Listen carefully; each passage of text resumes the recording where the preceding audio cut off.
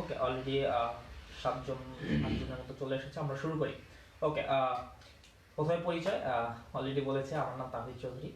আমি স্কুল জীবনে idol debating ক্লাবের হয়ে বিতর্ক করেছি, পরবর্তীতে ডিবেটিং ক্লাব অফ রুফ কলেজ এবং পরবর্তীতে নর্থ সাউথ ইউনিভার্সিটির হয়ে বিতর্ক শেষ করেছি। আমার সাথে যে তন্ময় আহমেদ, তন্ময় তার পরিচয়টি দিবে। আমি তন্ময় আহমেদ, কমার্স কলেজ থেকে বিতর্ক শুরু করি, পরবর্তীতে নর্থ সাউথ ইউনিভার্সিটি ডিবেট ক্লাবে এখনো বিতর্করত আছি। ওকে, সো আপনারা জানেন আমরা আজকে যুক্তিখণ্ডন কৌশল নিয়ে কথা বলবো।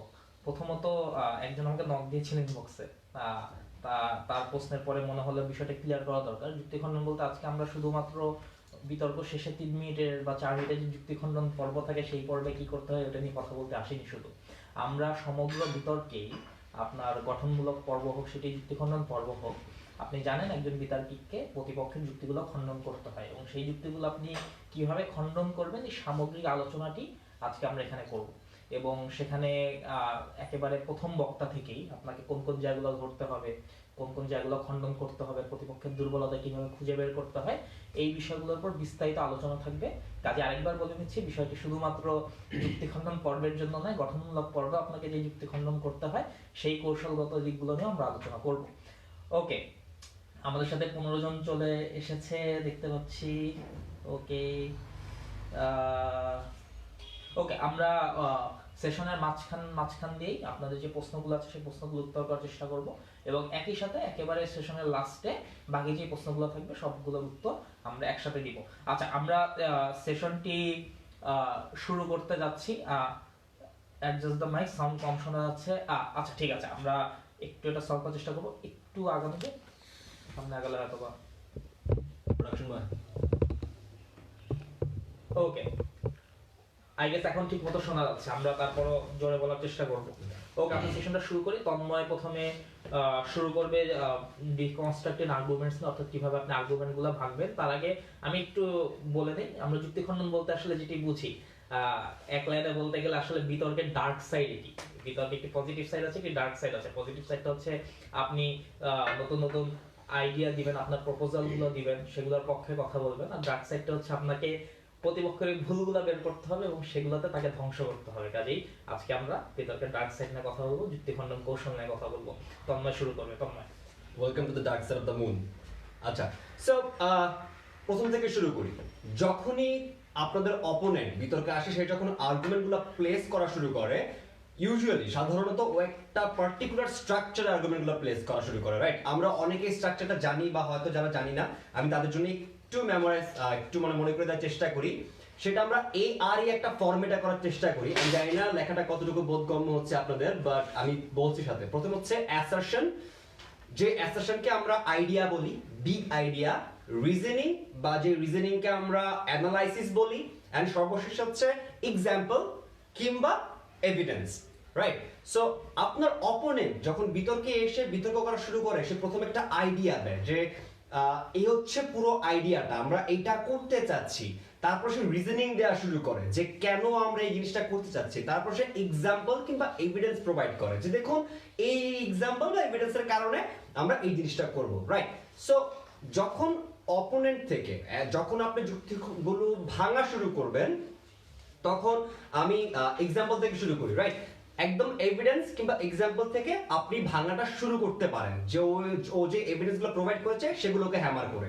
কিন্তু এটি কনসিডার করা হয় সবচেয়ে দুর্বল অংশটা, কেননা আপনি যতই এভিডেন্স ভাঙেন না কেন, দেখবেন এর পরবর্তীতে অপোনেন্ট টিম এসে আরো কতগুলো এভিডেন্স ডাম্প করা শুরু করবে, রাইট? কারণ এভিডেন্সের তো অভাব নাই, প্রচুর এভিডেন্স ডাম্প করা শুরু করতে পারে, প্রচুর কাউন্টার এভিডেন্স দিতে পারে। সো ওই মুহূর্তে জিনিসটা এরকম হয়ে যায় যে একটা এভিডেন্স ভাঙার পরে আবার স্ট্যাবলিশড হয়ে গেল। সো একটু বাই ডিফল্ট ওদের পাল্লাটা একটু ভারী হয়ে যায় বিতর্কে। তাই এভিডেন্স ভাঙাটা একটু প্রবলেমেটিক। ধরেন আপনি স্মোকিং ব্যান করা নিয়ে একটা কথা বলছেন, রাইট? সো আপনি যখন অ্যাশ ওদের যদি কোনো এক্সাম্পল দেন, আপনি এসে বলতেই পারেন যে দেখেন এই এভিডেন্সটা ভ্যালিড না। কেন? বিকজ অ্যাশ হচ্ছে বাই ডিফল্ট একটি এন্টি টোব্যাকো অর্গানাইজেশন। সো এরা বাই ডিফল্ট বায়াসড হবে ধূমপান না করার প্রতি, তাই আপনি সবসময় এদের এভিডেন্সের উপর নির্ভর করতে পারেন না, রাইট? সো এইটা হচ্ছে কথা। আরো সমস্যা আছে। দেখুন, আপনি যখন কোনো এভিডেন্স দেন, ধরেন আপনি একটা স্যাম্পলের কথা বললেন, একটা স্ট্যাটিস্টিক্স দিলেন, রাইট, যে এত পার্সেন্ট কিংবা এতগুলো মানুষের উপর আমরা দেখেছি, এতগুলো মানুষের উপর পরীক্ষা করে এই ফলাফলগুলো এসেছে। সমস্যা হচ্ছে তখন আপনি এটাকে কিভাবে ট্যাকেল দিতে পারেন, যে আপনি যে স্যাম্পল সাইজগুলোর কথা বলছেন, এই স্যাম্পল সাইজটা প্রথমত সমগ্র জাতিকে কিংবা সমগ্র গোষ্ঠীকে রিপ্রেজেন্ট করে না, প্রতিফলিত করে না। এক, দুই, যে কাজটি হতে পারে যে এই স্যাম্পল সাইজটিতে আপনি যারা আছেন এরা হয়তো মোস্ট ভালনারেবল গ্রুপের কেউ না, তাই আপনি শুধুমাত্র এই কয়েকটি নাম্বার বলে কিংবা পার্সেন্টেজ বলে আজকে কোনো এভিডেন্স দিয়ে একটি বিতর্ক জিতে নিতে পারেন না আপনি, রাইট? আরো অনেক সমস্যা আছে। এরকম অনেক এভিডেন্স কিংবা এক্সাম্পল কিংবা স্ট্যাটিস্টিক্স বিভিন্ন জায়গায় প্লেস করা হয় প্রচুর লবিস্ট গ্রুপের দ্বারা, যেই এক্সাম্পল গুলা কিংবা এভিডেন্স গুলো লবিস্ট গ্রুপের গোল অ্যাচিভ করতে সাহায্য করে, তাই শুধুমাত্র এভিডেন্স দিয়ে বিতর্কটি করা যায় না, রাইট? সো এইভাবে আমরা কোনো একটা বিতর্কের কোন অপোনেন্টকে এভিডেন্সের চ্যালেঞ্জ করতে পারি প্রথমত। তার পরবর্তীতে আমরা কোন জায়গায় চ্যালেঞ্জ করার কথা বলবো, তার পরবর্তীতে আমরা রিজনিং কিংবা অ্যানালাইসিসে চ্যালেঞ্জ করার কথা বলবো আমরা, রাইট? এই জিনিসটা ভালো। সাধারণত বিতার্কিকরা ও হচ্ছে এভিডেন্সের এখানে আমি একটা জিনিস একটু অ্যাড করতে চাই, সেটা হচ্ছে একটা তো বললো যে কিভাবে স্যাম্পল সাইজকে আপনি চ্যালেঞ্জ করতে পারেন, কিভাবে আপনি কোন কোন লবি গ্রুপ দ্বারা সেই এভিডেন্স বলুন বা সেটি প্রভাবিত বলুন এটি আপনি দেখাতে পারেন। একই সাথে আরেকটি বিষয় আপনি করতে পারেন, সেটা হচ্ছে একটি এক্সাম্পলে ওই এক্সাম্পলটার একটি কাউন্টার মেকানিজম হতে এক্সিস্ট করে, এবং সেই কাউন্টার মেকানিজমে হতে পারে আরেকটি এক্সাম্পল রয়েছে, আরেকটি এভিডেন্স রয়েছে বা আরেকটি অ্যানালজি রয়েছে, সেটিকে আপনি এক্সপ্লেইন করতে পারেন সেই কাউন্টার মেকানিজমটা ব্যাখ্যা করার মধ্যে দিয়ে। আমরা মেকানিজম ব্যাখ্যা আরো আসবো, তার আগে তোমরা কন্টিনিউ। রিজনিং এ অ্যাটাক করাটা একটু ডিফিকাল্ট এবং এটা একটু ক্রিটিক্যালও বটে, কারণ প্রচুর অভ্যাস লাগে এই জিনিসটা করার জন্য, এবং অভ্যাস করতে থাকলে, প্র্যাকটিস করতে থাকলে আপনি ভালো হতেই পারেন, ভালো হয়ে যাবেন এক জায়গায় আশা করি। কিন্তু রিজনিং অ্যাটাক করাটা অনেক বেশি ইফেক্টিভ, কারণ যখন আপনি আপনার প্রতিপক্ষের রিজনিং এ কিংবা অ্যানালাইসিসে ক্রমাগত আঘাত করতে শুরু করেন, ঠিক সেই মুহূর্তে আপনার প্রতিপক্ষের যে ভিত্তিটা থাকে বিতর্ক করা, সেগুলো আস্তে আস্তে দুর্বল হওয়া শুরু করে। তখন ওর যে মেইন আইডিয়াটা থাকে সেই আইডিয়াটাও আস্তে আস্তে দুর্বল দেখাতে শুরু করে, রাইট? সো আপনি এই জায়গায় অ্যাটাক করতে পারেন। কিভাবে অ্যাটাক করতে পারেন? আপনি খেয়াল করে দেখবেন অনেক সময় হয়তো আপনার প্রতিপক্ষ দল যে অ্যানালাইসিস গুলো দিচ্ছে, হয়তো ওই অ্যানালাইসিস গুলো প্রপার না কিংবা পরিপূর্ণ না, পরিপক্ক না, কিংবা হয়তো কোনো একটি ধারণার উপর ভিত্তি করে সে একটি অ্যানালাইসিস দিয়ে যাচ্ছে, আচ্ছা হ্যাঁ ঠিক আছে এমুক মুক্ত হয়, কিন্তু আসলে এরকম কোনো হয় না। তখন আপনি সেই জায়গাটা চ্যালেঞ্জ করতে পারেন, রাইট? ধরেন আজকে যদি এরকম একটা এক্সাম্পল আসে যে আপনি স্মোকিং ব্যান করব অস্ট্রেলিয়ার যে পাবগুলো আছে সেই জায়গায় মানুষজন অনেক সমস্যায় ভোগে এই ধূমপায়ীদের কারণে।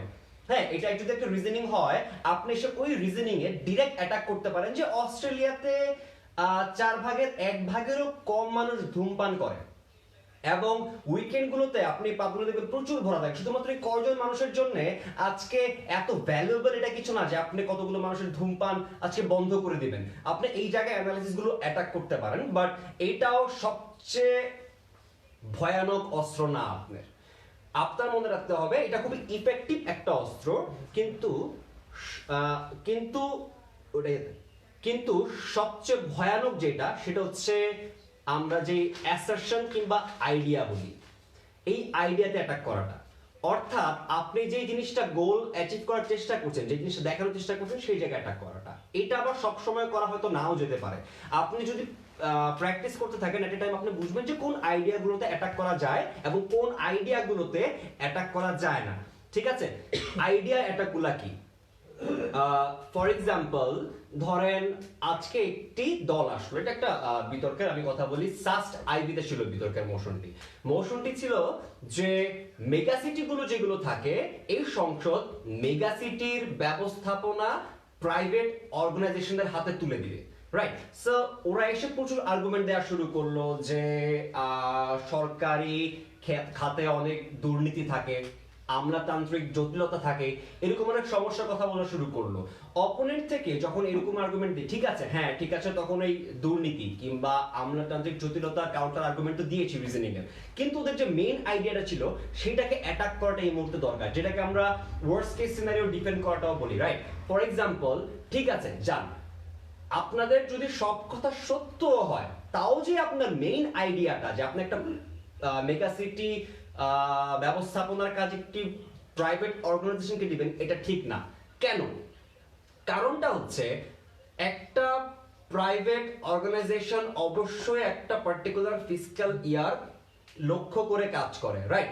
ও দেখবে যে এই ফিসক্যাল ইয়ার পরে ওর প্রফিটটা আসছে কিনা, যেটার জন্য আপনি প্রাইভেট অর্গানাইজেশনকে দোষারোপ করতে পারবেন না হয়তো, কেননা ওর তো দেখতে হবে নিজের প্রফিটটা আসছে কিনা, ওর তো দেখতে হবে যে ওর যে স্টেক হোল্ডার গুলো রয়েছে, যে ইনভেস্টর গুলো রয়েছে, তাদের মুনাফা সে ফেরত দিতে, মুনাফা তাদেরকে দিতে পারছে কিনা, এই জিনিসটা তাকে দেখতে হবে। কিন্তু একটা সরকারের কাজ করতে যদি দেরিও হয় তাও এটা সরকারের করা ভালো, কেননা একটা সরকার কখনো আপনার ফিসক্যাল ইয়ারের মুনাফা নিয়ে কাজ করবে না, সে 40, 50, 60 বছরের গল্প চিন্তা করে একটা প্রকল্প হাতে নেবে যেটি হয়তো লং রানে আপনার রাষ্ট্রের জন্য ভালো।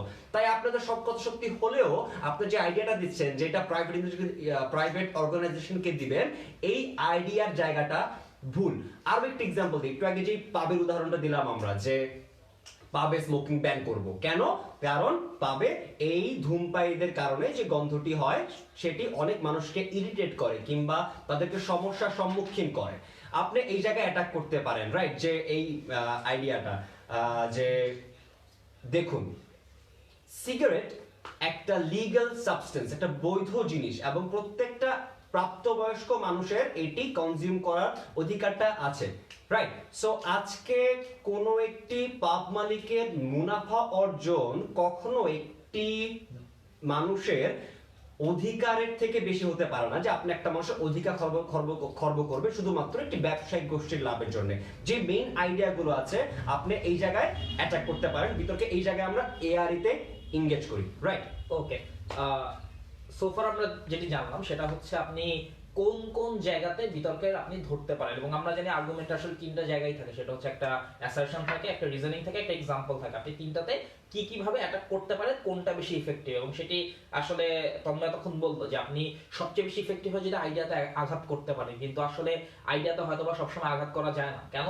কারণ আইডিয়াগুলো দেখা যায় একটা হয়তো রিজনিং থেকে আসে, একটা কনটেক্সট থেকে আসে, একটা কনটেক্সট ব্যাখ্যা করে আসে, এবং সেখানে আপনি ডিরেক্ট হয়তো আইডিয়া সবসময় চ্যালেঞ্জ করতে পারবেন না, আবার অনেক সময় পারবেন। সো যদি আইডিয়াকে আঘাত করতে পারেন সেটি সব থেকে ইফেক্টিভ হয়। দ্বিতীয়ত আপনি যেটি করতে পারেন সেটি হচ্ছে রিজনিং আঘাত করতে পারেন, এবং সেই রিজনিং এ কিভাবে আঘাত করা যায় সেটি নিয়েও আমরা কথা বললাম। এভিডেন্সে কিভাবে আঘাত করতে পারেন সেটি নিয়েও আমরা কথা বললাম। আমি একেবারে একটি সামারি দিয়ে নিচ্ছি পরের অংশে যাওয়ার আগে। তার মানে প্রথম কথা হচ্ছে আপনি আর্গুমেন্টে কোথায় কোথায় আঘাত করতে পারেন। প্রথমটি করতে পারেন আর এভিডেন্সে, অর্থাৎ উদাহরণে।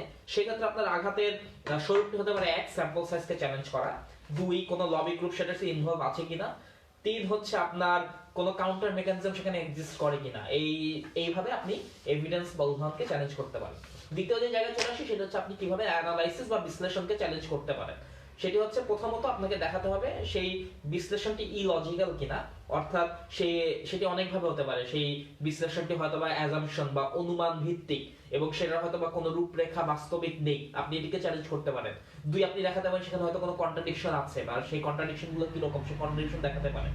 3, আপনি দেখাতে পারেন যে আসলে যে প্রসেসটি তিনি দেখাচ্ছেন সেই প্রসেসটার মধ্যে আর কি কি ফ্লজ রয়েছে, অর্থাৎ লিংকে কি কি সমস্যা রয়েছে। আপনি তো অবশ্যই লেয়ার অ্যানালাইসিস করবেন, সেই লেয়ারের লিংকগুলোতে কি সমস্যা রয়েছে। এইভাবে আপনি অ্যানালাইসিসকে চ্যালেঞ্জ করতে পারেন, এবং অ্যানালাইসিসকে চ্যালেঞ্জ করাটাই কিন্তু একটি ডিসেন্ট ডিবেট হয়।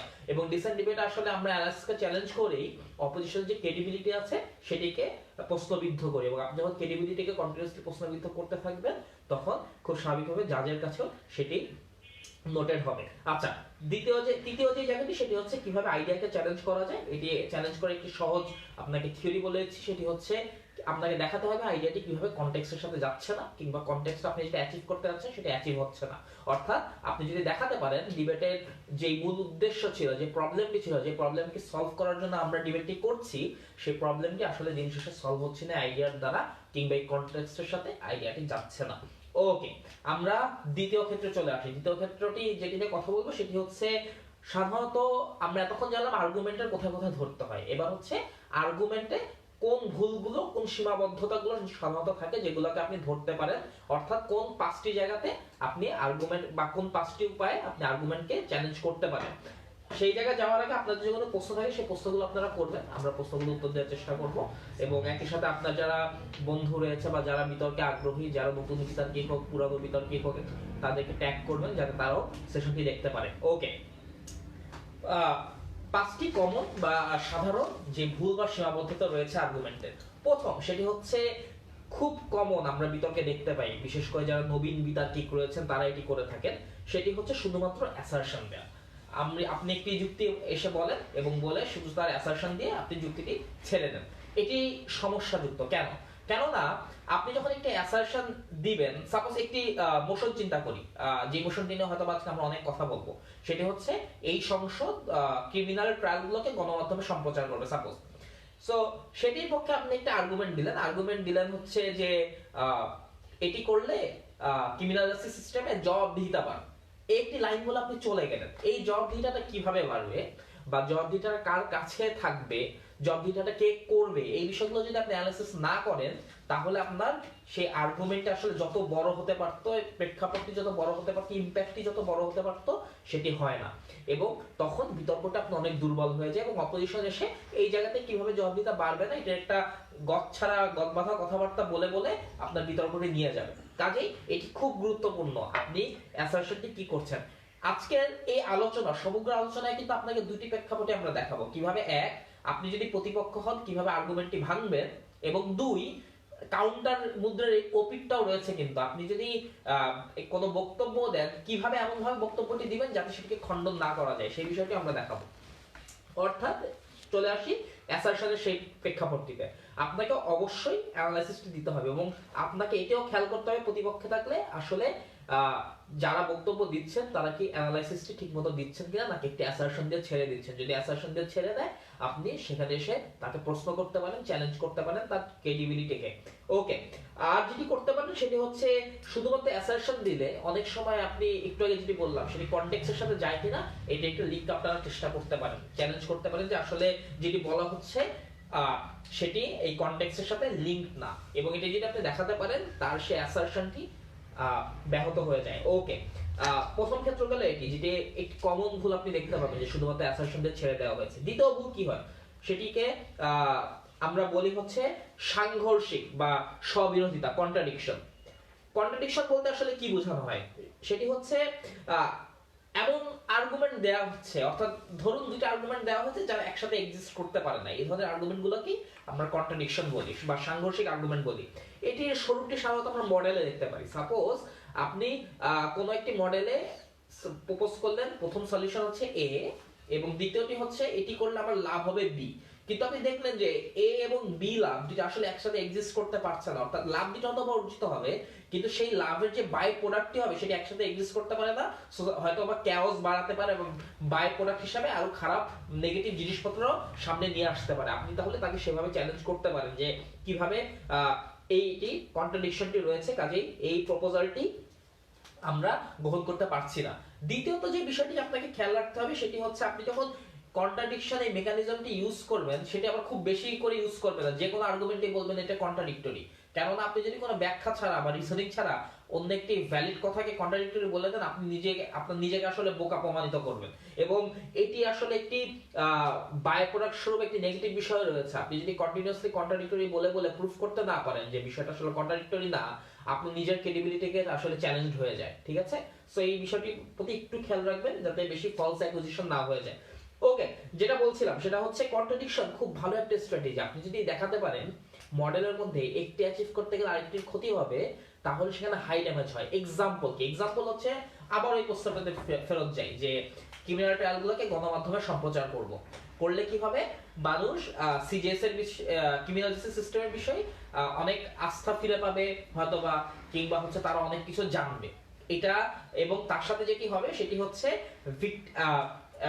ভিকটিম যারা রয়েছে তারা অনেক পাবলিক সাপোর্ট পাবে। ধরুন এটা হচ্ছে গভের আর্গুমেন্ট, অপেশে আপনি দেখালেন, ঠিক আছে মানলাম, আপনি বলছেন যে ক্রিমিনাল জাস্টিস সিস্টেমের প্রতি মানুষ আস্থা পাবে, মানুষ অনেক কিছু জানবে, আর হচ্ছে ভিকটিমরা নাকি প্রচুর সাপোর্ট পাবে, পাবলিক সাপোর্ট পাবে, কাজেই তারা ওই মেন্টাল সাপোর্টটা পেতে থাকবে এবং আইন আসলে দ্রুততর হবে।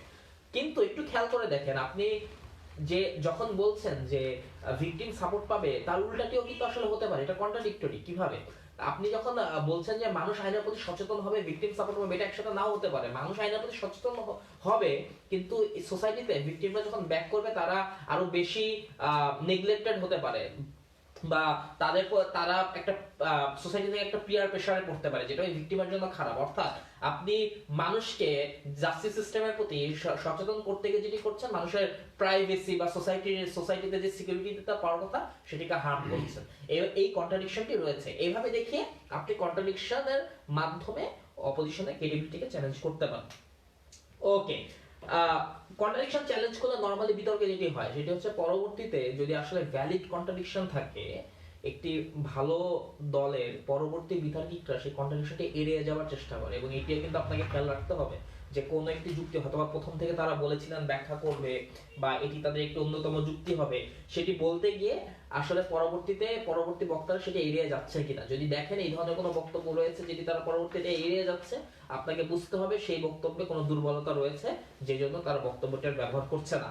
ওকে, আর আরেকটি বিষয় খেয়াল রাখবেন, যদি আপনি বিতর্কে কন্ট্রাডিকশন দেখান বা সাংঘর্ষিক অবস্থানগুলো দেখান, তাহলে অপোজিশন যখন আপনাকে ওইটা রিপ্লাই দিবে, পরবর্তী বক্তা এসে অবশ্যই রিপ্লাইটি দিবেন, তাড়াতাড়ি করে রিপ্লাই দিবেন। আবার অন্য বক্তার জন্য অপেক্ষা করবেন না, কেননা মোমেন্টাম থাকতে থাকতে আপনি যদি কন্ট্রাডিকশনের ব্যাখ্যাটি দিয়ে আপনার পক্ষে যুক্তিটি নিয়ে আসতে না পারেন, তাহলে হয়তোবা ওই ক্ল্যাশ পয়েন্টটা অনেকটা ঝুলে যাবে। আপনিও ক্রেডিট পাবেন না, অপোজিশনও ক্রেডিট পাবে না। কাজেই বিতর্কে ক্রেডিটটা নিজের দিকে নিয়ে আসাটা কিন্তু খুবই গুরুত্বপূর্ণ। ওকে, এটা গেল দ্বিতীয় প্রেক্ষাপট। আপনি আর কি ফ্লজ ধরতে পারেন? তৃতীয় আরেকটি ফ্লজ রয়েছে, সেটি হচ্ছে আমরা বলি ক্যাজুয়াল কজেশন। সেটি হচ্ছে পর্যাপ্ত কারণ না দর্শানো। পর্যাপ্ত কারণ দর্শানোটা কি? ধরুন আপনি একটি বক্তব্য দিচ্ছেন, আপনার বললেন যে এটার কারণে এটা হয়। এখন এটি বলতে গিয়ে আপনি ক থেকে যে ক্ষয়ের প্রসেসে গেলেন এবং একটি ফাইন লাইন টেনে দিলেন যে কর কারণেই খ হবে। এমনও হতে পারে, আপনাকে খেয়াল রাখতে হবে অপোজিশন হিসাবে, যে আসলে কি শুধুমাত্র কর কারণেই খ হতে পারে? এমনও তো হতে পারে অন্য কোনো বেটার সলিউশন রয়েছে, গ রয়েছে, যেটি হয়তো বা কর থেকে বেটার খতে যাওয়ার জন্য। আমি একটি সুন্দর এক্সাম্পল দিয়ে দিই। একটি বিতর্ক রয়েছে যে ডেথ পেনাল্টি, যেটা অর্থাৎ মৃত্যুদণ্ডকে লিগাল করা। পৃথিবীর অনেক দেশে কিন্তু মৃত্যুদণ্ড লিগাল না, সেখানে যেটি করা হয় সর্বোচ্চ শাস্তিটি আসলে কারাদণ্ডই, একটি লং টাইম কারাদণ্ড। সুতরাং একটি মোশন আসলো যে এই সংসদ মৃত্যুদণ্ডকে সমর্থন করে। এটি বলতে গিয়ে সরকারি দল বলল যে মৃত্যুদণ্ডকে আমরা এই জন্য সাপোর্ট করি, কেননা যদি মৃত্যুদণ্ড দেওয়া হয় তাহলে সোসাইটিতে পসিবল আর যে মার্ডাররা থাকতে পারতো, যে প্রবাবল মার্ডাররা রয়েছে, তারা হচ্ছে সচেতন হয়ে যাবে, তাদের মধ্যে ডিটারেন্স ক্রিয়েট হবে, তারা ভয় পাবে, তারা আর মার্ডার করবে না, সোসাইটিতে মার্ডার রেট কমে আসবে। এই যে একটি ফাইন লাইন তিনি টেনে দিলেন যে সোসাইটিতে প্রচুর মার্ডার রয়েছে, এটির কারণ হচ্ছে মার্ডাররা নাকি ভীত না, অর্থাৎ খুনিরা নাকি ভীত না। আজকে যদি আপনি একটি ল করে দেন যেখানে হচ্ছে খুনিদের শাস্তি মৃত্যুদণ্ড, তাহলেই সোসাইটিতে মার্ডার কমে যাবে। একটি বিষয় খেয়াল করে দেখুন, আপনি প্রতিপক্ষ হিসেবে তখন কি করতে পারেন? বিপক্ষ দল হিসেবে আপনি এটি করতে পারেন, দেখাতে পারেন স্ট্যাটিস্টিক্স দিয়ে কিভাবে আসলে শুধুমাত্র মৃত্যুদণ্ড দেওয়ার মাধ্যমেই মার্ডার রেট কমে না, মার্ডার রেট অনেকভাবেই কমতে পারে। যেমন অস্ট্রেলিয়াতে 1970 আগে প্রচুর মার্ডার রেট ছিল, এবং পরবর্তীতে অস্ট্রেলিয়ান গভর্নমেন্ট যেটি করে সেটি হচ্ছে তার একটি পলিসি নেয় যেখানে হচ্ছে স্ট্রিক্ট গান কন্ট্রোল হবে। স্ট্রিক্ট গান কন্ট্রোল মানে কি, আপনি সহজে যে বন্দুক রয়েছে বা অস্ত্র রয়েছে সেটি ক্রয় করতে পারবেন না, আপনাকে প্রচুর ব্যাকগ্রাউন্ড চেকের মধ্যে দিয়ে যেতে হবে, আপনাকে নিতে গেলে প্রচুর ক্রাইটেরিয়া ফুলফিল করতে হবে, এরপর আপনি গান পাবেন। এটি যখন করা হলো, প্রচুর অংশে সোসাইটিতে যে ব্ল্যাক মার্কেটে যে বন্দুক বেচা বিক্রি হয় সেটিকে যখন স্ট্রিক্টলি কন্ট্রোল করা হলো, তখন কিন্তু মার্ডার রেটটা ড্রাস্টিক্যালি কমে আসলো। এবং এটি দিয়ে আসলে কি প্রমাণিত হয়? সেটি হচ্ছে শুধুমাত্র মার্ডার কমানোর জন্য বা খুন কমানোর জন্য খুনিদেরকে মৃত্যুদণ্ড দেওয়াটাই এনাফ না, কেননা খুনের আসলে প্রচুর মোটিভ থাকে। অনেক সময় সেটি হয়তোবা মৃত্যুদণ্ডের প্রতি ভীতির ঊর্ধ্বেও চলে যায়, আপনি হয়তো মৃত্যুদণ্ডের ভীতিটিকে আর তখন ভয়ই পান না, আপনার মার্ডার করাটাই গুরুত্বপূর্ণ হয়ে পড়ে। এমন খুনিদের জন্য বা সাইকোপ্যাথিক কিলারদের জন্য এই ধরনের ল কাজ করে না। আপনাকে এমন এক সিস্টেম ক্রিয়েট করতে হবে যেখানে হয়তোবা সে সেই গানটি পাবে না, তাহলে হয়তোবা মৃত্যুদণ্ডটি হবে না। এটি বলে আপনি তখন ওই জায়গাটাতে এনগেজ করতে পারেন। তার মানে গভর্নমেন্ট দল যে ফাইন লাইনটি ড্র করছেন, মৃত্যুদণ্ড দিলেই খুন কমে যাবে, আমরা এটিকে বিশ্বাস করি না। আমরা মনে করি মানুষের ওই যে মানবতার যে জয়গানটি, এটি করাটি গুরুত্বপূর্ণ, একজন মানুষের জীবন খুব গুরুত্বপূর্ণ, সে আরেকটি সুযোগ পাবে, এটি খুব গুরুত্বপূর্ণ। রাষ্ট্র হিসাবে আপনার উচিত তার নাগরিক ভুল করলে তাকে আবার সুযোগ দেয়া। এই কথাগুলো পরবর্তীতে আপনি টানতে পারেন। অর্থাৎ আপনি কি করলেন? সরকারি দল পর্যাপ্ত কারণ দর্শালো না, তারা জাস্ট বলল যে মৃত্যুদণ্ড দিতে হবে, কেননা মৃত্যুদণ্ড দিলে খুন কমে যাবে। আপনি সেটিকে চ্যালেঞ্জ করে দেখালেন খুন কমানোর আরো অনেক ওয়ে রয়েছে যেগুলো সরকার করতে পারে, কিন্তু আপনি যেই ভুলটি করতে পারেন না, আপনার জনগণকে সুযোগের হাত থেকে আরেকবার শুধরানোর সুযোগের হাত থেকে তাকে ফেরত পাঠাতে পারেন না। তার অবশ্য অধিকার রয়েছে আরেকবার শোধনের সুযোগ পাওয়ার। ওকে, এটি গেল তৃতীয় স্ট্র্যাটেজি, আপনি কিভাবে এটি করতে পারেন, ক্যাজুয়াল কজেশন অর্থাৎ বিশ্লেষণের অভাব বা পর্যাপ্ত কারণ না দর্শানো, এটিকে চিহ্নিত করে ভাঙতে পারেন। তৃতীয় যেটি করতে পারেন আমরা বলি সেটা হচ্ছে ফলস ডিকটেনমি বা হচ্ছে ভুল বা আংশিক ব্যাখ্যা। এটার অর্থটা কি? সেটা হচ্ছে ধরুন আপনি একটি সলিউশন বলেছেন, একটা প্রবলেম রয়েছে, একটা প্রবলেমের উপর মোশন দেওয়া হয়েছে, আপনি সেটিকে সলিউশন দিলেন।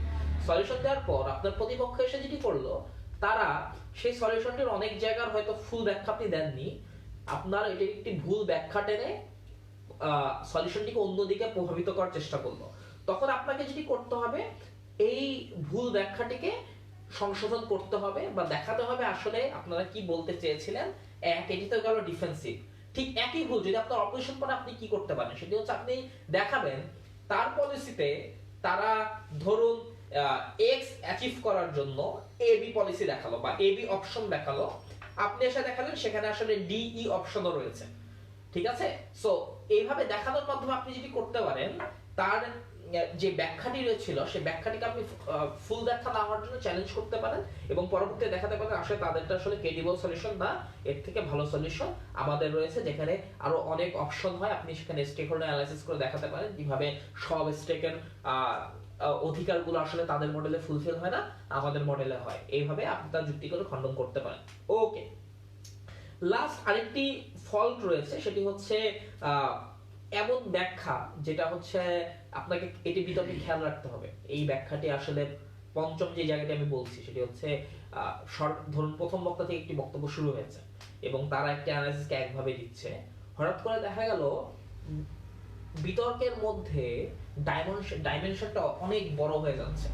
যেমন ধরুন তারা হয়তো বলেছিল যে পার্টিকুলার এই ভালনারেবল গ্রুপটার প্রবলেম সলিউশন করবে, তারা বলতে বলতে পরবর্তীতে যেটা দেখা গেল তারা একটা সোসাইটির প্রবলেম সলিউশনের মতো জায়গাতে চলে গেল, অর্থাৎ তারা বিতর্ককে আস্তে আস্তে এক্সপান্ড করে ফেলছে কিংবা এমন একটা সিনারিও তৈরি করছে যেখানে সবকিছু ওই বক্সের মধ্যে চলে আসে।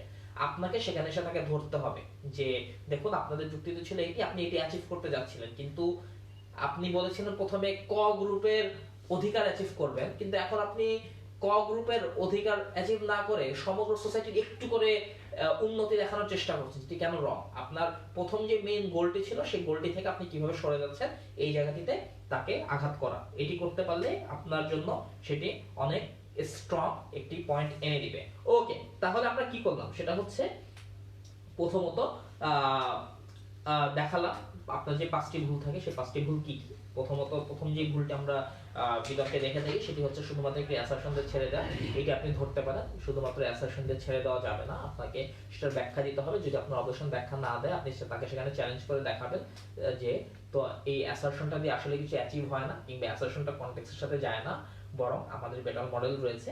দ্বিতীয়ত আপনি যেটি করতে পারেন সেটি হচ্ছে কন্ট্রাডিকশন ধরতে পারেন, যেটি খুবই ইফেক্টিভ, কিন্তু এটি ধরার সময় একটু সতর্ক থাকতে হবে যাতে আপনি সেটি ক্লিয়ার করে বের হতে পারেন। আপনি বললেন একটি কন্ট্রাডিকশন আছে কিন্তু বলে পরে সেটি ব্যাখ্যা করতে পারলেন না, আপনি আসলে বোকা প্রমাণিত হবে এবং যাদের কাছে আপনি ক্রেডিবিলিটিটা হারাবেন।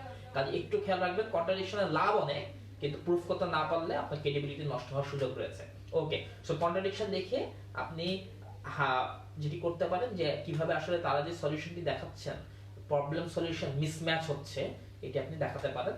আবার দেখাতে পারেন যে হয়তো সলিউশনে তারা দুটি লাভ এনেছে, এই দুটি লাভ কিভাবে একসাথে এক্সিস্ট করতে পারে না, এটি আপনি প্রুফ করতে পারেন, যেটি অলরেডি আমরা প্রমাণ বিভিন্ন উদাহরণ দিয়ে দেখিয়েছি কিভাবে এক্সিস্ট করে না। তৃতীয়ত আপনি যেটি করতে পারেন, যদি আপনার প্রতিপক্ষের বিশ্লেষণের অভাব থাকে, পর্যাপ্ত কারণ সে না দর্শায়, সেটিকে চিহ্নিত করতে পারেন এবং দেখাতে পারেন কিভাবে আসলে বিষয়টি অন্যভাবে কাজ করতে পারে, যেটা আমি ওই যে মৃত্যুদণ্ডের এক্সাম্পলতে দেখালাম। কিভাবে মৃত্যুদণ্ডের এক্সাম্পলে ডিরেক্ট একটা লাইন ড্র করে দিলে আপনি দেখাতে পারেন এই লাইনটা আসলে একভাবে ড্র করাটি ভুল, এই লাইনের আসলে তার আগে অনেক শাখা প্রশাখা রয়েছে যেগুলোর মাধ্যমে অ্যাচিভ করা যায় গোলটি। ওকে, আর যেটি আরেকটি সমস্যা থাকে সেটা হচ্ছে আংশিক ব্যাখ্যা থাকে অনেক সময়, যেটিতে আসলে কোনো লাইন ড্র করা যায় না।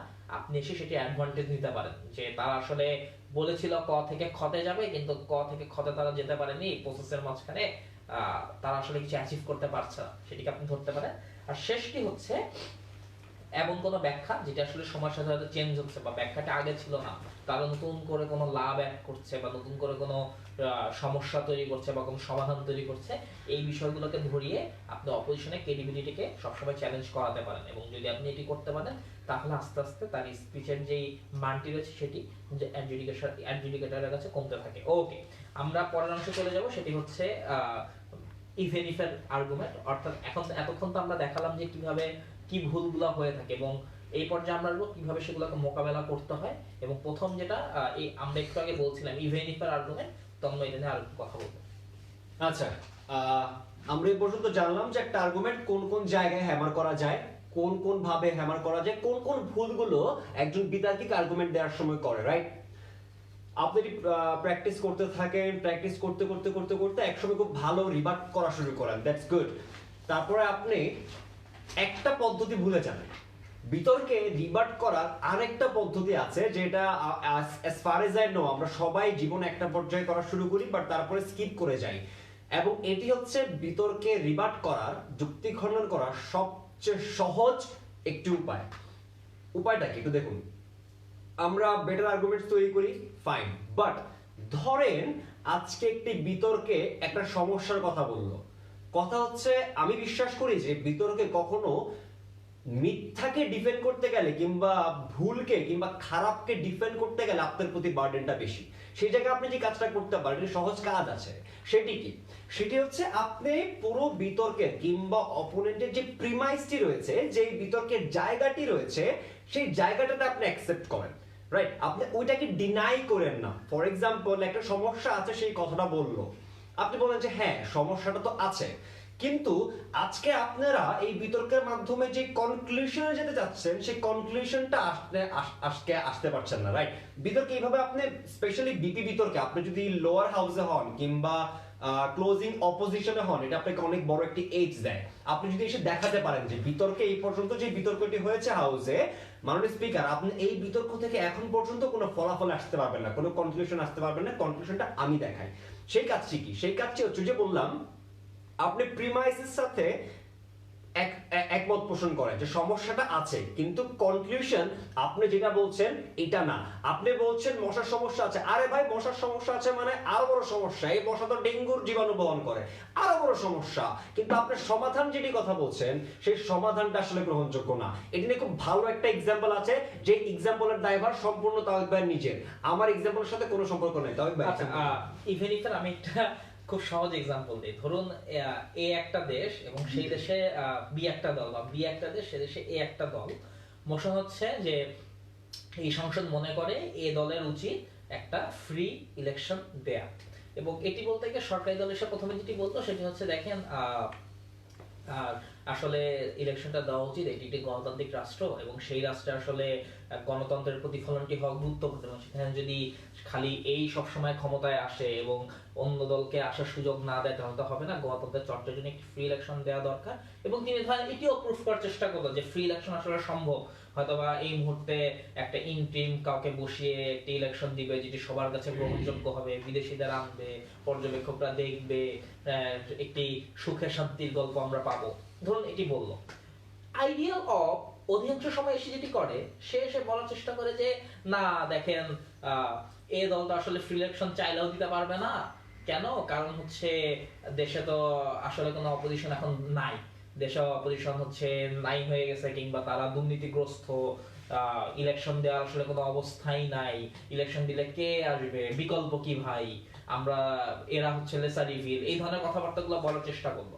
কিন্তু একটি বিষয় সে খেয়ালই করলো না যে এ দলের পক্ষে হয়ে কথা বলা ওই মানুষের আসলে এর থেকে আসলে বেটার লজিক থাকতে পারে, যে ইভেন ইফ আপনি যদি অমুক দলকে ইলেকশন ফ্রি ইলেকশন দিতেও চান, স্টিল আপনি দিতে পারবেন না। ধরুন আপনি ইলেকশন দিলেন এবং দেওয়ার পর অন্য কেউ ক্ষমতায় আসলো, এবং এমনটি হতেই পারে যে সেই দলটি হয়তো অনেক বেশি এর থেকে বেশি র্যাডিক্যাল, এবং সেই র্যাডিক্যাল হলে যেটি হবে যে অবস্থাটি হবে সেটা আরো খারাপ হবে। অর্থাৎ আপনি কি করলেন, আপনি ওই বিতর্কটি করার থেকে যে না আমি ইলেকশন ফ্রি ইলেকশন হতে পারবে না, কারণ ইলেকশন হওয়ার কোনো অবস্থাই নাই বা কোনো প্রতিপক্ষই নাই বা কোনো সিস্টেমই নাই, সিস্টেম কোলাপস হয়ে গেছে, এটি বলার থেকে আপনি বলেন ইভেন ইফ যদি আপনি আইডিয়াল ইলেকশন দিতে পারেন, স্টিল আপনি যে সলিউশনটা পাবেন সেই সলিউশনটা কারেন্ট অবস্থা থেকে অনেক খারাপ। অর্থাৎ আপনি যেটি করলেন সেটি হচ্ছে তার প্রথম যেই প্রেমিসটি ছিল সেই প্রেমিসটাকে আপনি একসেপ্ট করে নিলেন, কিন্তু কনক্লুশনটাকে ডিনাই করলেন। অর্থাৎ সরকারি দল প্রথমে যেটি করলো সে বললো যে হ্যাঁ যদি আমি এটি করি তাহলে আমি একটি সুখের শান্তির গল্প পাবো, কিন্তু আপনি এসে দেখালেন যে হ্যাঁ ধরেন আমি করলাম, কিন্তু করলে আমি যে গল্পটি পাবো সেই গল্পটি কখনো সুখের হবে না। এবং এটি আপনি এভাবে করতে পারেন। কাজেই আমি সবার জন্য বলবো, এটা আপনারা যারা নতুন বিতর্ক করেন বা অনেকদিন ধরে বিতর্ক করেন, আপনি যখন বিপক্ষ দলের কথা শুনবেন বা বিপক্ষ দলের মডেল শুনবেন, শুধুমাত্র ওই মডেলের ভুল ধরার চেষ্টা করেন না। মডেলের ভুল থাকতেই পারে, সেটা অবশ্যই আপনি ধরবেন, কিন্তু একই সাথে খেয়াল করবেন সে যে মডেলটা দিল তার তো একটা প্রেমিস আছে, তার একটা অ্যাচিভ করার কিছু আছে।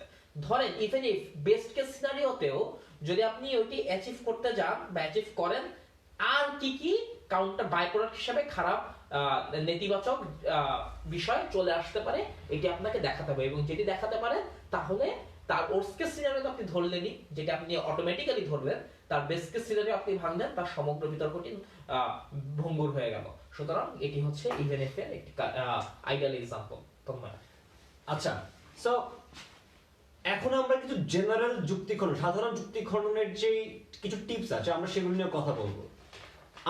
আমি নিজেও যখন এডুকেট করেছি, আমি নিজেও যখন বিতর্ক করেছি, একটা ভুল আমি প্রচুর দেখি এবং নিজে ভুলটা করেছি, সেটা হচ্ছে আমরা অনেক সময় যুক্তি খণ্ডনকে অনেক হালকা ভাবে নিয়ে নিই, খুব বেশি একটা গুরুত্ব দেই না। আচ্ছা তন্ময়, একটু আমরা পর ওই ডিসকাশনটা মানে জেনারেল রিবাটাল টিপস বা যুক্তি খণ্ডন করার জন্য যে টিপস গুলো সেগুলো যাওয়ার আগে একটি প্রশ্ন এসেছে, প্রশ্নগুলো একটু দেখি। সেটা হচ্ছে সাদিয়া আফরিন নামে একজন প্রশ্ন করেছে যে ডিবেটে আফটারম্যাথ নিয়ে আলোচনা করা কি খুব বেশি জরুরি? অনেক সময় স্বল্পতার কারণে এটি বলা মিস হয়ে যায়, এতে বিতর্কটি কতটুকু এফেক্টেড হওয়ার পসিবিলিটি থাকে? ওকে, সো যদি মোশনে একটি প্রবলেম থাকে এবং সেই প্রবলেমে একটি সলিউশন নিয়ে যদি দুই পক্ষ কথা বলে, অবশ্যই আপনাকে আফটারম্যাথ দেখাতে হবে। অর্থাৎ আপনি ধরেন একটা মডেল এক্সিকিউট করলেন, করার পরে রেজাল্টে কি হবে এটি নিয়ে যদি আপনি কথা না বলেন তাহলে আসলে আমরা কোথায় গেলাম? আপনি যদি একটি মডেল দেন বা একটি প্রপোজাল দেন, সেই প্রপোজালের অবশ্যই আফটারম্যাথ রয়েছে এবং সেই আফটারম্যাথ আপনাকে ব্যাখ্যা করতে হবে। এখন আপনার প্রশ্নটি যদি হয় ভাইয়া সময় স্বল্পতার জন্য আমরা করতে পারি না, সময় স্বল্পতা এক হওয়ার কথা না।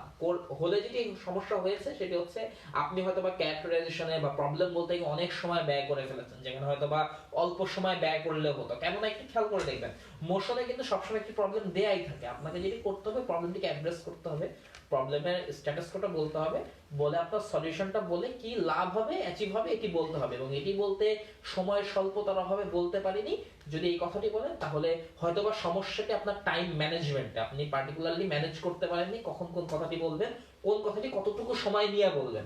ওটি নিয়ে চর্চা করলে আশা করি এটা ঠিক হয়ে যাবে। কিন্তু হ্যাঁ অবশ্যই আপনি যখন একটি প্রবলেমের সলিউশন আনবেন, সেই সলিউশনে আফটারম্যাথটি আপনাকে দেখাতে হবে। আপনি যদি না দেখান, আপনার অপোজিশন সেই আফটারম্যাথের ভুল ধরে আপনার বিতর্কটি নষ্ট করে দিয়ে যাবে। ওকে তন্ময়, অ্যাডিং টু দ্যাট, যখন এই ধরনের অনেক প্রচুর কথা আসে যে ভাই সময়ের সাথে সময় স্বল্পতার কারণে অনেক কিছু বলতে পারি না, কিংবা যখন স্পিচ দিতে দাঁড়াই তখন হচ্ছে সব হারায় ফেলি, কিংবা সময় মতো শেষ করতে পারি না, কোনটা কতটুকু হ্যামার করবো সেই হ্যামারটুকু করতে পারি না। দেখেন, এটা হচ্ছে সম্পূর্ণ ব্যর্থতা হচ্ছে টাইম ম্যানেজমেন্টের, কিংবা আপনার স্পিচের উপর আপনার যে দখল সেই দখলের উপর। আপনার স্পিচের টাইম 5 মিনিট হোক কিংবা 7 মিনিট হোক, পুরো সময়টার উপর আপনার একটা ভালো দখল থাকতে হবে। এবং এই দখলটা আনার একমাত্র সমাধান হচ্ছে practice practice practice practice practice practice practice practice practice practice ছাড়া এই সমস্যাটা কোনোভাবে সমাধান করা সম্ভব না। প্রচুর প্র্যাকটিস করলে সমস্যা কখনোই চিরকালের জন্য স্থায়ী হতে পারে না। আচ্ছা, যেটা আসছিলাম যে সাধারণ যুক্তি খণ্ডনের যে টিপস গুলো রয়েছে, রাইট, যেই জিনিসগুলো আমরা কথা বলি যেগুলো আমরা প্রচুর মিস করি, তার প্রথমটা জাজ হিসেবে আমার যেটা প্রথমটা হচ্ছে কতটুকু রিবাট আপনি করবেন, কতটুকু সময় আপনি যুক্তি খণ্ডনে ব্যয় করবেন, রাইট। একটা জিনিস চিন্তা করেন, আপনার আগে একটা দল কিংবা আপনার অপোনেন্ট এসে 7 মিনিট কিংবা 5 মিনিট নিজের যুক্তি, নিজের আইডিয়া, নিজের কেস, নিজের গোল অ্যাচিভ করার জন্য খুব ভালো একটা স্পিচ দিয়ে গেল, রাইট? সো আপনি যখন অপোনেন্ট লিডার হিসেবে দাঁড়াবেন, স্পেশালি আপনি যখন অপোনেন্ট লিডার হিসেবে দাঁড়াবেন, বিরোধী দলের নেতা হিসেবে, তখন এটা খুবই ম্যাটার করে যে আপনি কতটুকু সময় নিয়ে যুক্তি খণ্ডন করছেন। দুটি জিনিস খেয়াল রাখতে হয়, যে আপনি কখনো প্রয়োজনের থেকে বেশি যুক্তি খণ্ডন করবেন না, আবার কখনো প্রয়োজনের চেয়ে কম যুক্তি খণ্ডন করবেন না। যেমন প্রচুর সময় আমি অনেক বিচারককে বলতে শুনেছি যে বিতর্কটা ভালো ছিল অপোনেন্টের, কিন্তু একটা প্রপার এঙ্গেজমেন্ট কিংবা যুক্তি খণ্ডনটা আরেকটু ভালোভাবে করলে, ইফেক্টিভলি করলে বিতর্কটার রেজাল্টটা অনেকটা আজকে চেঞ্জ হয়ে যাওয়ার একটা সম্ভাবনা ছিল। এরকম অনেক সময় অনেক সিচুয়েশন সৃষ্টি হয়, যেই কারণে রেজাল্টটা হয়তো অনেক সময় আপনাদের পছন্দ হইতে পারে না, এবং বাইরে বলেন কি মামা যাচ্ছে তো খারাপ। বাট এটা না, আপনার যে যুক্তি খণ্ডনটা আছে, দাঁড়ায় প্রথমে যে আপনি যুক্তি খণ্ডন করবেন ওটা প্রপারলি করতে হবে। আমি আরেকটু যোগ করি, সেটা হচ্ছে ধরেন এটা বলতে যদি বোঝানো হচ্ছে, আপনি ধরেন একটা যুক্তি পেলেন, অপোজিশন দল 3টা যুক্তি দিল, আপনি দেখলেন কি ক খ গ এই 3টার মধ্যে গ মামা আমার সাজেশনে কমন পড়ছে, এটা তো আমি জানি। এখন আপনি আপনার পুরো বিতর্কটা গ কে ভাঙতে ব্যবহার করলেন, কিন্তু দেখলেন গ এর ইমপ্যাক্ট ডিবেটে সবচেয়ে কম, এবং এটি করলে যেটি হবে আপনি গ তাকে ধ্বংস করে দিলেন, কিন্তু ক খ আপনার হাত থেকে যদি বেরিয়ে যায় বিতর্কটিও সেনে বের হয়ে যাবে। আপনি বিতর্ক শেষ করে বলবেন আমি তো খুব ভালো ভাঙছিলাম, এইটা তো আমি ওই জাজও ডিবেটে যদি আমার সাথে দাঁড়ায় আমি ওকে হারাই দিব ওই বিষয়ে। কিন্তু হ্যাঁ আমি বুঝতে পেরেছি গ নিয়ে যদি বিতর্ক আপনি জিতবেন, কিন্তু ক খ যে বিষয় দুটি রয়েছে ওই দুটো থেকে আপনাকে এনগেজ করতে হবে, এবং এটি আসলে আমরা ভুল করি। কতটুকু খণ্ডন প্রয়োজন এটিকে আপনাকে দেখতে হবে। এক, এটা আপনি দুইভাবে নির্ধারণ করবেন। এক, আর্গুমেন্টের ওয়েট কত, আপনাকে দেখতে হবে যে আসলে যে আর্গুমেন্টটি ব্যাখ্যা করা হচ্ছে তার বিস্তৃতি বিতর্কে কত, কত স্টেক হোল্ডারকে সেটা এনগেজ করে, কত ইমপ্যাক্ট রাখতে পারে, এটাকে আপনার খেয়াল রাখতে হবে। এবং যত ইমপ্যাক্ট রাখবে সেই যুক্তিটি তত খণ্ডন ডিজার্ভ করে। অর্থাৎ আপনি যদি দেখেন একটি 5টি স্টেক হোল্ডার রয়েছে, একটি আর্গুমেন্ট 3 থেকে 4টি স্টেক হোল্ডার নিয়ে কথা বলছে, সেটি সবচেয়ে বেশি সময় যুক্তি খণ্ডন ডিজার্ভ করে। এবং একটি যদি দেখেন ইমপ্যাক্ট খুবই কম, হয়তো বা একটি মাত্র স্টেক হোল্ডারকে নিয়ে কথা বলছে বা একটি নুয়ান্স ফ্যাক্টর নিয়ে কথা বলছে, আপনি অবশ্যই সেটাকে ভাঙবেন, কিন্তু বেশি সময় সেখানে ব্যয় করবেন না। দ্বিতীয়ত, ইম্পর্টেন্স টু দ্য কনটেক্সট। আপনার কনটেক্সট বা ক্যারেক্টারাইজেশন বা যে প্রবলেমটা আপনি সলিউশন করতে যাচ্ছেন, সেই কনটেক্সটে, সেই প্রেক্ষাপটে ওইটার গুরুত্ব কতখানি, ওই অনেকটা ওয়েটের মতোই আপনাকে দেখতে হবে কনটেক্সটের সাথে আসলে এর গুরুত্ব কতটা খানি। যদি অনেক বেশি গুরুত্ব থাকে আপনি অবশ্যই সেটি বেশি করে ভাঙবেন। এই ভুলটি কখনো করবেন না জাস্ট বিকজ আপনি একটি বিষয় জানেন, আপনি আপনার সমগ্র বিষয় সেই বিষয়টিকে ভাঙতে ব্যবহার যদি করে দেন, আপনার বাকি দুটো ভাঙা হবে না, যা যা আপনাকে আসলে এসে বলবে আপনি এনগেজ করেননি। ওকে, সো এটা ছিল ফার্স্ট টিপ। মুভিং অন, দ্বিতীয় যে টিপটা রয়েছে এটি আমার সবচেয়ে প্রায়োরিটাইজড টিপ। আমি নিজেও প্রথমে এই ভুলটা প্রচুর করতাম, হয়তো কখনো এখনো করি, এবং একজন বিচারক হিসেবে আমি বিশ্বাস করি পার্সোনালি আমার সবচেয়ে বেশি সাজেশন হচ্ছে এই জায়গাটা, এবং এটি নিয়ে আমার সবচেয়ে বেশি কি বলে এটাকে কমপ্লেইন থাকে, রাইট? আমি মনে করি তাওয়াক ভাইয়ের সাথে একমত করবে, এটা হচ্ছে আপনারা বিতর্ক শোনেন না। বিতর্ক শোনাটা খুবই গুরুত্বপূর্ণ, বিশ্বাস করেন, খোদার কসম লাগে, বিতর্কে খুব মনোযোগ দিয়ে অপোনেন্টের কথাটা শুনতে হয়। প্রায় এমন হয়েছে বিতর্কে যে কোনো এক দলের একজন বক্তা স্পিচ দিচ্ছে, আর একজনের 3জন জাস্ট 5টা সেকেন্ড 10টা সেকেন্ড ওর প্রথম কয়েকটা লাইন শুনলো, শুনে আপনারা কোনো কিছু একটা অ্যাজিউম করে নেন যে আচ্ছা মামা ও হয়তো এটা বলতেছে। এটা করার পর বলেন কি বাসাজনের সাথে কানাকানি শুরু করেন, কিংবা নিজেদের মধ্যে কথা বলা শুরু করেন, কিংবা আর যেটা ভুল করেন, যেটা খুবই ভাইটাল, একটা আর্গুমেন্ট শোনার সাথে সাথে আপনারা সেটা নোট ডাউন না করে আপনারা মাথা নামায় চিন্তা করতে থাকেন যে কিভাবে ওটা আপনি রিবার্ট করবেন, কিভাবে যুক্তিটা খণ্ডন করবেন। কথাটি হচ্ছে আপনি তখন একজন ভালো বিতার্কিক হবেন যখন আপনি একজন ভালো শ্রোতা হবেন, না হলে কখনো পসিবল না। আপনাকে পুরো 7টা মিনিট খুব মনোযোগ দিয়ে শুনতে হবে, প্রত্যেকটা বাজে কথা হোক, প্রত্যেকটা ভালো কথা হোক, প্রত্যেকটা যুক্তি মনোযোগ দিয়ে শুনতে হবে, এবং প্রত্যেকটা আর্গুমেন্ট নোট ডাউন করতে হবে। যদি এমন হয় যে আপনার অপোনেন্ট দ্বারা 7টা পয়েন্টের কথা বলা শুরু করছে, দরকার ভাগ করে লিখবেন। আমি 1 লিখবো তো 2 লিখবি, মামাতে 3 লিখবি, আপনি ভাগ করে লিখবেন, সমস্যা নাই, কিন্তু প্রত্যেকটা আর্গুমেন্ট, প্রত্যেকটা কথা, কোনো কিছু অ্যাজিউম করবেন না, শুনবেন। আপনাকে যেটি করতে হবে, স্পেশালি বিষয়টা মডেলের ক্ষেত্রে খুবই গুরুত্বপূর্ণ। ধরুন সরকারি দল বা সরকারি দল একটি মডেল ব্যাখ্যা করছে, আপনি বিরোধী দল, আপনি মডেলে একটি কথা জানার সাথে সাথে আপনি একটি মনে হলো যে এই পয়েন্টটা তো আসলে হয় না, এই পয়েন্টটা তো দুর্বল, আপনি আর একটা শুনলেনই না, আপনি হয় লেখা শুরু করলেন, নাহলে আপনার টিমমেটের সাথে একটা ভুল নিয়ে কথা বলা শুরু করলেন। যেটি হবে ওইটা থেকে পরবর্তীতে হয়তো সে আরো ভালো কয়েকটা কথা বলেছে বা আরো খারাপ কয়েকটা কথা বলেছে, এগুলো আপনি মিস করবেন। কাজেই একজন, আমি মনে করি পার্সোনালি, একজন বিতর্কিক যতটা ভালো বক্তা তার থেকে অনেক ভালো লিসেনার, অর্থাৎ সে অনেক ভালো শুনতে পারে, ভুলগুলো ধরতে পারে, এবং আপনি যখন ভুলগুলো ধরতে পারবেন তখন আপনি বেশি খণ্ডন করতে পারবেন। এবং আপনি যেটি করবেন না, এখানে আরেকটা আপনাকে ভুল দেখাই, সেটা আপনার হয় অনেক সময়। আপনি যখন এটি না শোনেন তখন যেটি হয়, আপনি এসে এমন একটি ব্যাখ্যা দেওয়া শুরু করেন, জাজ কিন্তু সবই শুনেছে। আপনি যখন ওই ব্যাখ্যাটি ভুলভাবে দেওয়া শুরু করেন না শুনে, তখন জাজ ধরেই নিবে আপনার ক্রেডিবিলিটি কম, আপনি ডিবেটে মনোযোগী ছিলেন না, আপনি বোঝেনি নাই ডিবেটটা কি নেওয়া হচ্ছে, আপনি সরকারি দলের কথা বোঝেনি নাই, তখন আপনার মার্কসও কমে যাবে। কাজে এই বিষয়টিতে খেয়াল রাখবেন, মনোযোগ দিয়ে সম্পূর্ণ বিশ্লেষণ, সম্পূর্ণ মডেল শুনবেন, তারপর সেটির খণ্ডন করবেন। খণ্ডন করার জন্য আপনি সময় পাবেন। ওকে, তারপরে 3 নাম্বারটা হচ্ছে যুক্তি খণ্ডনের একটা পর্যাপ্ত প্যাকেজিং। প্রায় ভুলটা আপনারা করেন, কিংবা এটা প্রপার ফ্রেমিং এর অভাবে হয় কিনা আমি জানি না, হ্যাঁ প্রপার ফ্রেমিং এর অভাবেই হয় এটা। ভুলটা হচ্ছে আপনারা যখন স্পিচ দেওয়া শুরু করেন, প্রথমে একটা দুটা আর্গুমেন্ট রিবার্ট করলেন, তারপরে নিজের কেসে চলে আসেন, নিজের জায়গাটা বিতর্কের বিশ্লেষণ করা শুরু করেন, তারপর আবার ফিরে যান যুক্তি খণ্ডে, তারপর আবার দু একটা নিজের কথা বলেন, তারপর আবার চলে যান যুক্তি খণ্ডে। কথাটা হচ্ছে আপনি যখন এইভাবে যুক্তি খণ্ডন এবং নিজের পজিটিভ আর্গুমেন্টগুলো থ্রো করা শুরু করেন একটা হাউসে, ঠিক সেই মুহূর্তে একটা জাজ খেই হারায় ফেলে যে আপনি আসলে বলতে কি চাচ্ছেন, কোনটা আপনার রিবাটাল কিংবা কোনটা আপনার পজিটিভ আর্গুমেন্ট, তখন সে খেয়ে হারায় ফেলে। এবং বিশ্বাস করেন অনেকে অনেক, ভাই স্বাভাবিক একটা মানুষ, আমি বুঝতে পারতেছি না আপনি কি বলতেছেন, কোন জিনিসটা প্রুফ করার চেষ্টা করতেছেন, আমি লিখতে পারবো না, আমার লেখায় সমস্যা হবে, আমার নোট ডাউন করতে সমস্যা হবে, আমার মেমোরাইজ করতে সমস্যা হবে, মনে করতে কষ্ট হবে, রাইট? সো ওই জিনিসগুলো আপনার পুরো স্পিচকে আপনি যত ভালো আর্গুমেন্ট দেন না কেন নষ্ট করে দেয়। সো আপনি যেটা করতে হবে, এটা হচ্ছে ভাই 7 মিনিট তোর কথা শুনছেন, রাইট, ও কি বলছে পুরোটা লিখছেন, ঠিক তার স্পিচ শুরু দরকার 30 সেকেন্ড আগে একটা লাল কলম হাতে নেন, লাল কলম হাতে নিয়ে দাগান, আচ্ছা এই জিনিসটা ভাঙবো 1 প্রথমে, 2 এইটা, 3 এইটা, দেখবেন কোন রিবার্টগুলো সবচেয়ে ভাইটাল। এবং আপনি যখন প্রিপারেশন নিচ্ছেন ডিবেটের প্রেপ টাইমে, আপনি পুরো টাইমটা শুধুমাত্র নিজের কেসের কথা চিন্তা করেন না, একটা টিমে 2 জন থাকে কিংবা একটা টিমে 3 জন থাকে, right, at least third speaker এটা চিন্তা করুক যে আচ্ছা অপোজিশন থেকে আজকে কোন কোন আর্গুমেন্টগুলো আসতে পারে, কোন জিনিসগুলো ডিমান্ডিং, সেটা কিছু আর্গুমেন্ট দিয়ে গেছে, রাইট, আপনার অপোনেন্ট। আপনাকে ডিসাইড করতে হবে in a fraction of second যে এই সবগুলো আর্গুমেন্ট নিয়ে কি আমি 7 মিনিট স্পিচ দিব, না, আজকে আমি এই আর্গুমেন্টগুলো ভাঙবো, কারণ এই প্রশ্নগুলোর উত্তর আজকে এটি নির্ণয় করবে যে বিতর্কটা আজকে কাদের ঘরে যাবে।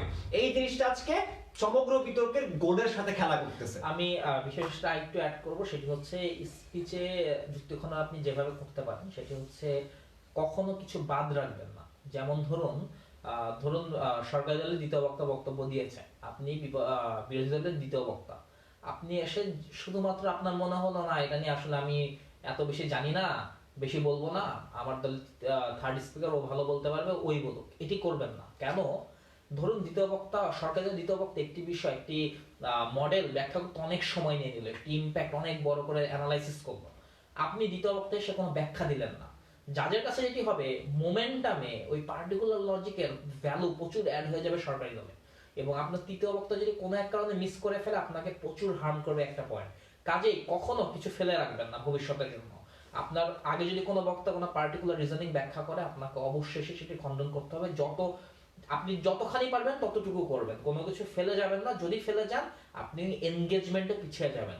Debate is all about engagement, আপনি যত বেশি এনগেজ করবেন তত রেজাল্ট আপনার দিকে আসার সুযোগ তৈরি হবে। লাস্ট পয়েন্ট আমি ব্যাখ্যা করি, সেটা হচ্ছে ভালো যুক্তি খণ্ডনের দুটি অংশ থাকে। প্রথম, আপনার প্রতিপক্ষ যারা রয়েছে তাদের যুক্তির সমালোচনা করে, এবং এটি সোজা কথা, আপনি যুক্তি খণ্ডন বলতে আসলে এটাই বুঝাচ্ছেন যে আপনি অপের যুক্তি খণ্ডন করবেন। কিন্তু দ্বিতীয় একটি অংশ থাকে যেটা আমরা অধিকাংশ সময় করি না, এবং সেটি হচ্ছে নিজের কেসের মধ্যে সেই প্রবলেমের সলিউশন আছে এটি দেখানো। অর্থাৎ একটি বিতর্ক কিন্তু আপনি জিতবেন না অপোজিশনকে হারিয়ে, আপনার নিজেকেও জিততে হবে, রাইট? সো আপনি যদি একটি বিতর্কে খালি নেগেটিভ কেসই বলে যান যে হ্যাঁ ওদের এটা ভুল, ওদের এটা ভুল, ওদের এটা ভুল, আপনি ডিবেট থেকে কিছু আপনার জন্য অ্যাচিভ করলেন না, তখন জাজমেন্টটা হবে এটার উপরে ওরা কতটা ভুল। আপনাকে এটিও দেখাতে হবে যে সলিউশনটা তারা বলছেন বা যেই প্রসেসটি তারা দেখাচ্ছেন সেটি ভুল, এর থেকে বেটার সলিউশন বা বেটার প্রসেস বা বেটার মেকানিজম আমাদেরটায় রয়েছে। এবং এই লিঙ্ক আপটি যখন আপনি করবেন প্রতিটা যুক্তি খণ্ডনের সাথে সাথে এটি আপনার যুক্তি খণ্ডনকে আরো স্ট্রং করবে, এবং এই বিষয়টা অবশ্যই মাথায় রাখবেন। এবং যেটি বললাম, এটি করতে গিয়ে কোনো বিজনেস মোমেন্টামের পরে ছেড়ে দিবেন না, মোমেন্টাম থাকতে থাকতেই ওই জিনিসটিকে হিট করবেন, ওই যুক্তিটিকে খণ্ডন করবেন। ওকে তন্ময়, হ্যাঁ এটা বাকিটুকু ঠিক আছে।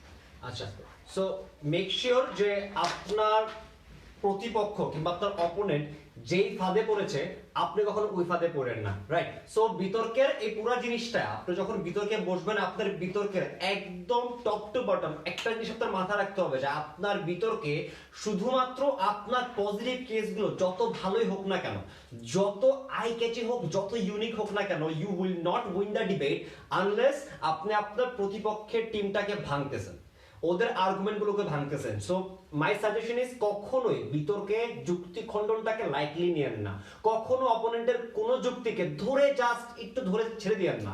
কোনো আর্গুমেন্ট ধরলে প্রপার প্যাকেজিং করতে হবে আপনাকে, যে প্রথমে আমি যুক্তিগুলো ভাঙবো। ওদের সবচেয়ে গুরুত্বপূর্ণ ভাইটাল প্রশ্নটি ছিল কিংবা আর্গুমেন্ট ছিল আজকে এটাকে আমি ভেঙে যাবো, এই আমরা দেখিয়েছি কোন কোন আর্গুমেন্টের কোন লেয়ার আপনি কি ভুলগুলো ধরে ভাঙতে পারেন। তারপরে সব শেষ করে এই গেল প্রতিপক্ষের বিতর্ক। এখন আসুন আমরা আপনাকে কোন দৃশ্যটা দেখানোর চেষ্টা করতেছি। এই যে পুরো প্রপার প্যাকেজিংটা আপনাকে, আমাদের মডেল সলিউশন আছে, এক্স্যাক্টলি আমাদের মডেল সলিউশনে এই জিনিসটা আছে যেটা ওদের মডেলে নেই। পুরো প্যাকেজিংটা আপনার বিতর্ককে তো সুন্দর করেই, বরঞ্চ জাজকেও এই জিনিসটা কনজিউম করতে অনেক বেশি হেল্প করে যে আচ্ছা হ্যাঁ মামা এই ছিল পুরো বিতর্কটা, আচ্ছা ওর যুক্তি তো শেষ, ওর পজিটিভ আর্গুমেন্টগুলো আমি এখন নোট করি। সো ওর নোটটাও প্রপার হয়। সো বিতর্ক শেষে ও যখন জাজমেন্ট করতে বসে, কাগজগুলো নিয়ে বসে, ও তখন দেখে যে আচ্ছা হ্যাঁ আপনার স্পিচটা তো সুন্দর স্ট্রাকচার, এই ছিল যুক্তি খণ্ডন, আচ্ছা এই জিনিসগুলো প্রমাণ করার চেষ্টা করতে, আচ্ছা এখানে আগে যুক্তি কোনটা যে যুক্তি খণ্ডন কোনটা যে কি বুঝতে পারতেছি না, তখনই এই রেজাল্টগুলো ভ্যারি করে। আপনার প্রপার স্পিচের মাঝখানে একটা প্রপার রিবাটাল এটা ডিটারমাইন করে যে ওই হাউস থেকে আপনি বিতর্কটা নিয়ে বের হবেন নাকি ছেড়ে বের হবেন।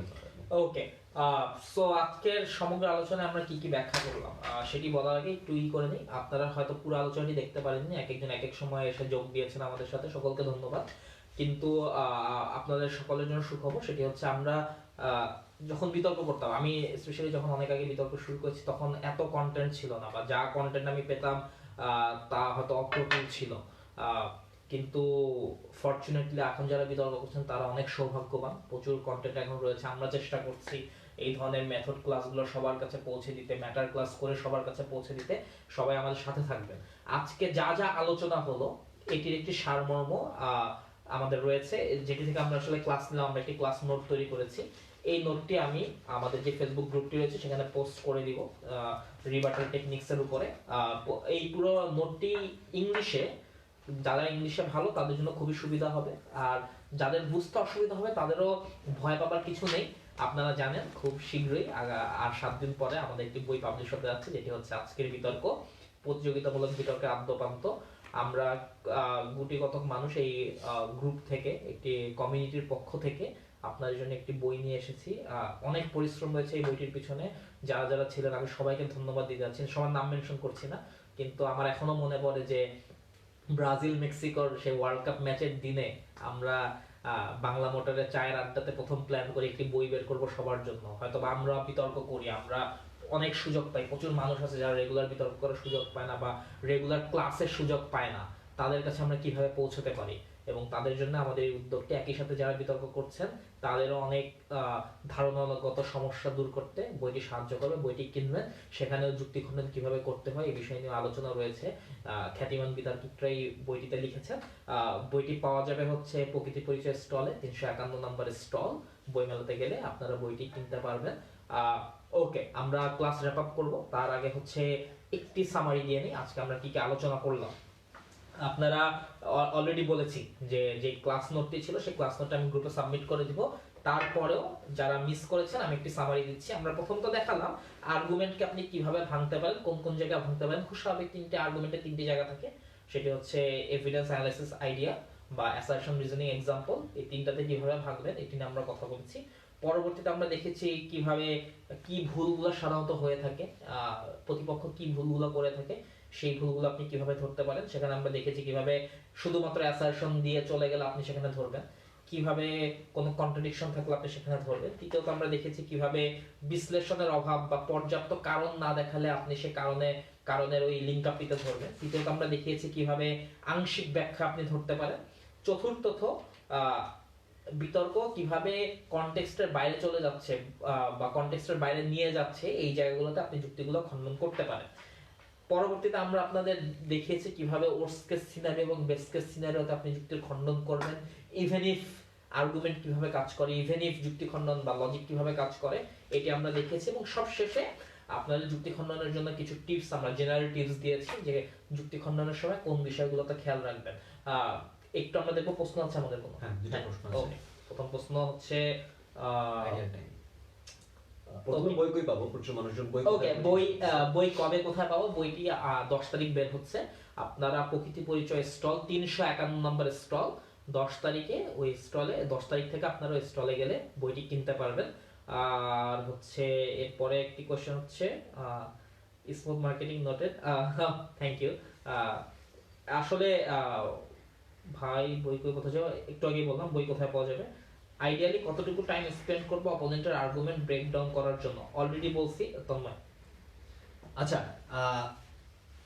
এটা আছে হ্যাঁ, কতটুকু স্পেন্ড করবো।